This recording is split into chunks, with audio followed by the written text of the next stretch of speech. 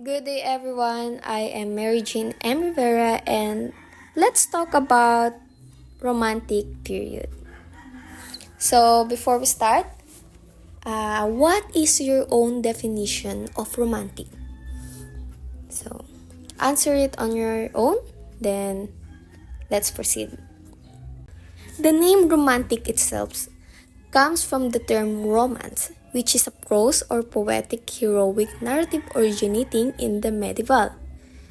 So, the Romantic period, spanning approximately from 1790 to 1850, was a literary and artistic movement characterized by a profound shift in sensibilities. So, it celebrated the untamed beauty. So, romantic, about emotion. So, about beauty of nature and the nobility of the common man. So, while also focusing on the depths of individual experience, women were idealized as symbol of purity. So, I will talk about this later and discuss this more and about characteristic of romantic period. So, women were idealized as symbols of purity and inspiration, embodying the sublime essence of nature itself. Alongside this celebration of life and beauty, Romanticism also explored themes of isolation and melancholy, and acknowledging the complexities of human emotions. So, this period marked a rebellion against the rationalism of the Enlightenment. So, it embracing instead the power of emotion, intuition, and imagination. So, it focused more on emotion. So, what is the characteristic of romantic literature? It is celebration of nature, individual experience, idealization of human, and isolation and melancholy. So, celebration of nature, what do you mean by that? So, during a romantic period, writers were absolutely smitten with nature. So, they didn't just see it as a tree, rivers, mountains, or a scenery. Instead, they thought nature was like a magical friend, full of beauty and wonder. When they wrote about it, they made it sound like the most amazing things in the world, using lots of colorful words to describe its charms and power. So next, individual experience. So the feelings matter. In romantic stories, what people felt inside was super important. So they didn't just talk about what characters did. They explored the deepest emotions, whether it was falling in love, feeling sad, or searching for meaning in life. So these stories really dug into the heart of what it means to be human. So characters often went on journeys, not just to new places, but to understand themselves better. Next is idealization of men. So, just what I said earlier, women often portrayed as almost too good to be true. They were like as symbols of everything good and beautiful in the world. So sometimes they even seem to have a magical powers guiding the main characters on their adventures and inspiring them to be their best selves. So the last is isolation and melancholy.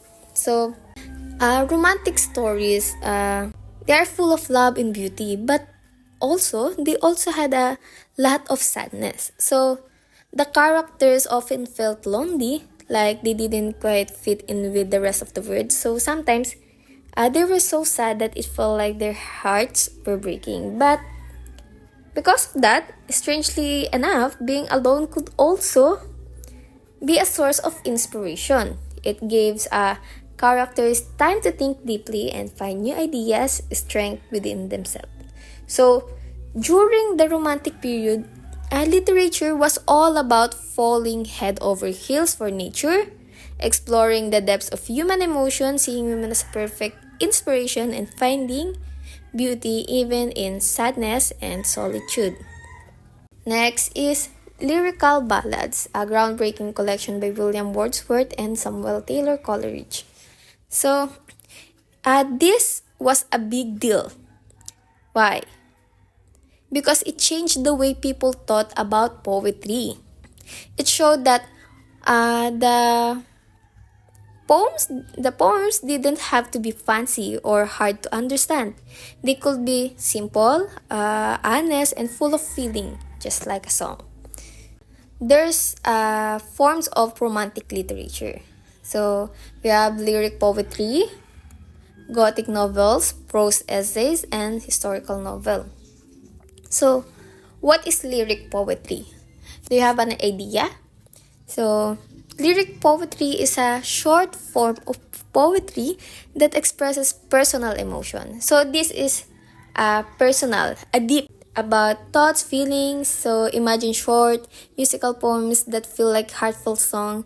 They're all about expressing deep emotion and personal experiences. The next is Gothic novels. So this a type of fiction characterized by elements of horror, mystery, and the supernaturals. So Gothic novels explore the darker aspect of human nature and often include elements of suspense and terror to create a sense of unease in the reader. Third is prose essay. So we all know this. It is a non-fiction works. It explores a particular topic or idea in depth. So prose essay, it can cover a wide range of subjects from philosophy and literature to politics and social issues.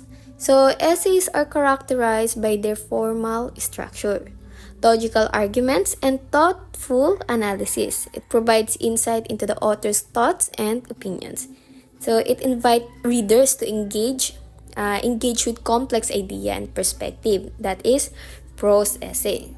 The last one is historical novel.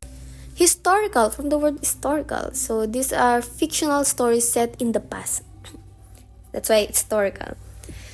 It often blending real events and characters with imaginative storytelling. So this novel, it transport reader to different time periods and location. So it offers a glimpse into historical events and culture. Historical novels, it combines elements of adventure, romance, and drama to bring history to life. It may by making it accessible and engaging for readers. And this is the last topic.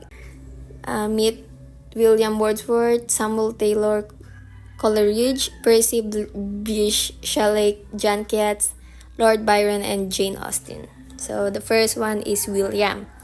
So William, take note of this. He is a key figure in Romanticism.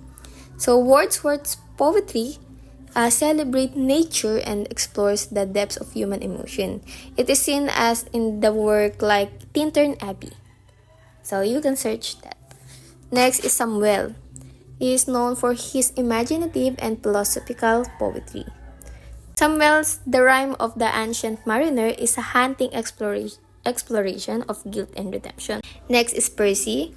Percy Shelley's radical poetry reflects his belief in the power of imagination to transport society with works like Ode to the West Wind and Ozymandias. And next is John. John celebrated for his sensual and melodic poetry. So he captures the beauty of nature and the intensity of human emotion in words like Ode de Nightingale and Ode on a Grecian Urn. So I don't know if I'm pronouncing it correctly. So second to the last, Lord Byron. Byron's poetry embodies romantic heroism and rebellion. So it explores themes of love, freedom, and societal constraints in works like Childe Harold's Pilgrimage and Don Juan. And last, Jane. That's my name, just kidding. Jane Austen. Austen's novel offers sharp wit and social commentary. So it delves into themes of love, marriage, and social hierarchy and in Regency era England. So as seen in classic like and sensibility. So You can search about it, and that's all. Thank you everyone for listening.